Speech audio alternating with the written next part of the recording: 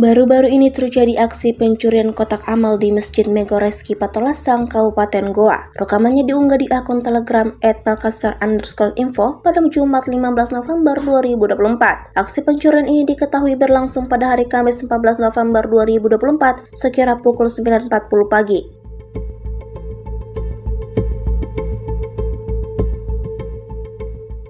Pencuri berjenis kelamin laki-laki dan perempuan yang tidak diketahui identitasnya, keduanya bekerja sama untuk mencuri kotak amal. Hal ini baru diketahui oleh remaja masjid pada saat memasuki waktu zuhur untuk menghitung kas masjid. Setelah pengecekan CCTV dilakukan, diketahui ternyata kas dicuri oleh dua orang tak dikenal namun wajahnya tertangkap jelas oleh kamera. Hingga saat ini kedua pelaku belum ditemukan. Beragam komentar diberikan warganet dalam unggahan ini.